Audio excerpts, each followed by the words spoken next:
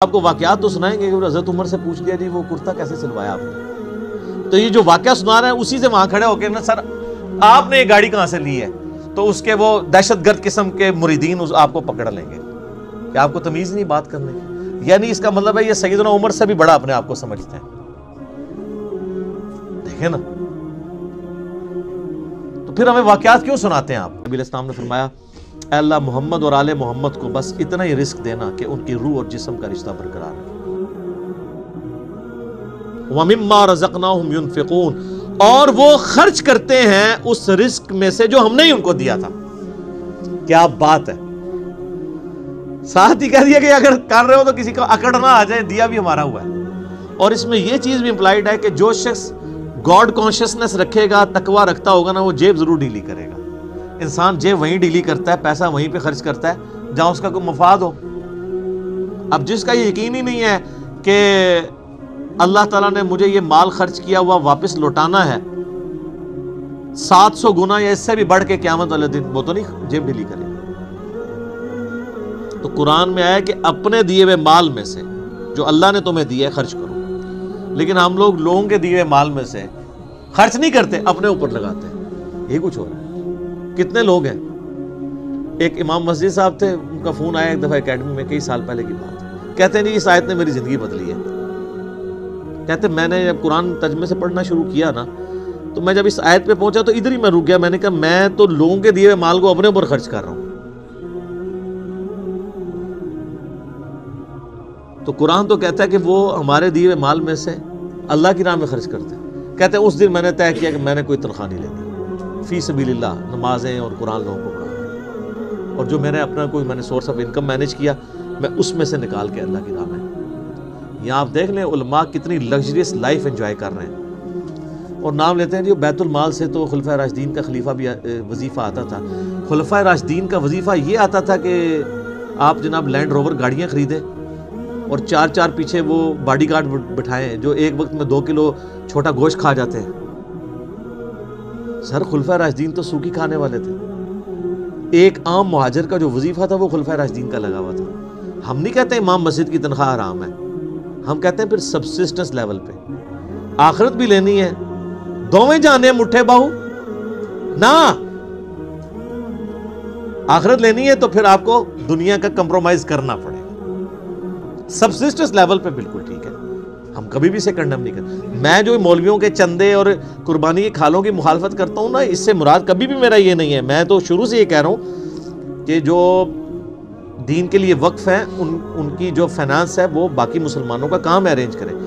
میں اختلاف یہ کرتا ہوں کہ اس کے اوپر یہ جدادیں جو بنا رہے ہیں اور جو لگژریس لائف گزار رہے ہیں، اسلام آباد میں ہزاروں امام مسجد آپ کو ایسے مل جائیں گے، چلیں ہزاروں میں ایگزیجریشن ہو جائے گی، سینکڑوں، کہ جو سائیکل پہ آئے تھے آج انہوں نے ہونڈا سیوک رکھی ہوئی ہے، 7 ڈرائیور بھی رکھے ہوئے ہیں، ان کی کوئی فیکٹری نہیں ہے، کوئی دکان نہیں ہے۔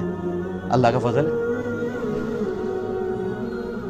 اللہ کا فضل یہ ہے کہ ایک مسجد پہ وہ قبضہ کرتے ہیں۔ وہ آپ اسلام آباد میں تو یہ حالت ہے نا، ابھی اجاڑ زمین پڑی ہوئی ہوتی ہے، سی ڈی اے سے لوکیٹ کراتے ہیں کدھر مسجد بننی ہے، وہاں جا کے وہ ایک چھوٹا سا کمرہ ہو، ہمیں بھی ترس آ رہا ہوتا ہے یار کتنی مشکل ہے، اور نہ پائی بڑی وڈی انویسٹمنٹ کر رہے ہیں، دنیا کی کوئی انویسٹمنٹ کا مقابلہ نہیں کرتی۔ اجاڑ میں جا کے ایک چھوٹا سا کچا سا کمرہ بنا کے بیٹھ جاتے ہیں، ایک چھوٹا سا وضو خانہ ہوتا ہے، پرانے سے لوٹے، ایک باتھ روم، وہ بھی ٹین کا بنا ہوا۔ لیکن سر 5-6 سال جب گزرتے ہیں وہاں پہ ایک عالی شان مسجد ہوتی ہے اور ایک بہت بہترین قسم کی رہائش ہوتی ہے، جو اگر اسلام آباد میں آپ کو لینی پڑ جائے تو 40-50 ہزار روپیہ اس رہائش کا کرایہ ہوگا، وہ اس مولوی صاحب کی فری ہوتی ہے، اور ایون اس کے اندر جو بل آ رہے ہیں وہ بھی مسجد انتظامیہ دے رہی ہوتی ہے۔ لاکھ روپے کا ایک ایوریج پیکیج وہ لے رہا ہوتا ہے، تنخواہ جو ہے وہ تو ویسے ہی ہوتی ہے نا چونگا۔ اور اس کے علاوہ جو جمعے کی نماز کے بعد جو لوگ ویسے مٹھی میں رکھ کے چلے جاتے ہیں وہ علادہ سے،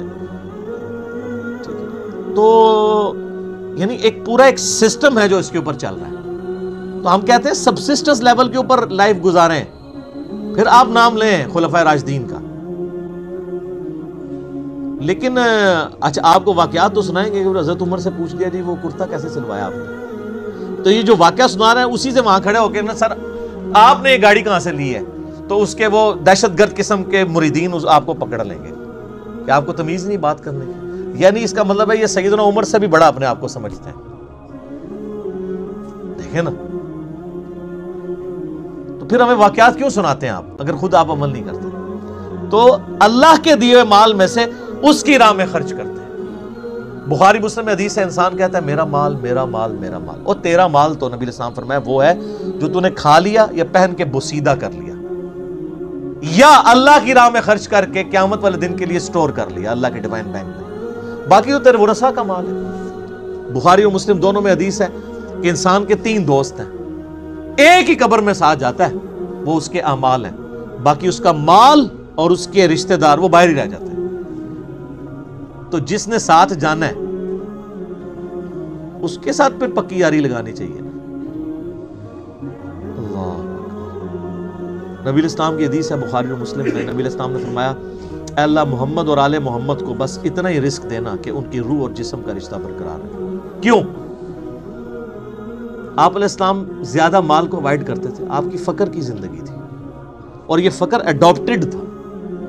اما عائشہ کہتی ہیں خیبر کے بعد تو وسعت ہو گئی تھی, لیکن حضور کی وفات تک ہماری حالت ہے. بخاری مسلم دونوں میں حدیث ہے, بعض اوقات 1 مہینہ, بعض اوقات 2, بعض اوقات 3 مہینے بھی ہمارے گھر میں چولہا نہیں جلتا تھا. 2 کالی چیزوں, کھجور اور پانی پہ گزارا ہوتا تھا, اور کھجور بھی کوئی پیٹیاں یا ٹوکرے نہیں, 2 کھجوریں صبح اور 2 شام کو بس, اور 1 میٹھا پانی کا پیالہ صبح اور 1 شام کو. یہ ٹوٹل رزق تھا. میٹھا پانی اس وقت ایک ایشو تھا, دور سے بھر کے لانا پڑتا تھا. اور اس میں مجھے بتائیں, حضور کی بیویاں حضور سے شکایت نہ کرتی تو کیا کرتی؟ لیکن جب شکایت کی, سورۃ العذاب میں اللہ تعالیٰ نے ڈانٹ پلائی, ایسی ڈانٹ پلائی کہ یہاں تک کہا کہ نبی ان کو کہو کہ میں تمہیں مال دے کے چھوڑ دیتا ہوں. ہائے ہائے ہائے. اور حضور آئے ہیں, بخاری مسلم کے الفاظ ہیں, کہا عائشہ جاؤ اپنے باپ سے مشورہ کرنا ہے کر لو, اللہ نے تو مجھے کہہ دیا اگر تم اس طرح ہی فقر کی زندگی گزارنا چاہتی ہو میرے ساتھ رہو, تو ادروائز میں تمہیں چھوڑ دیتا ہوں مال دے.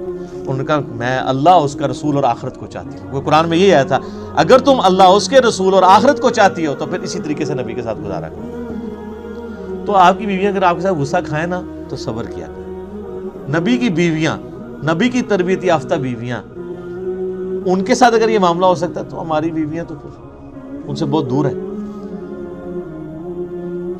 یہ فقر کی زندگی نبی علیہ السلام کی اسی لیے اڈاپٹ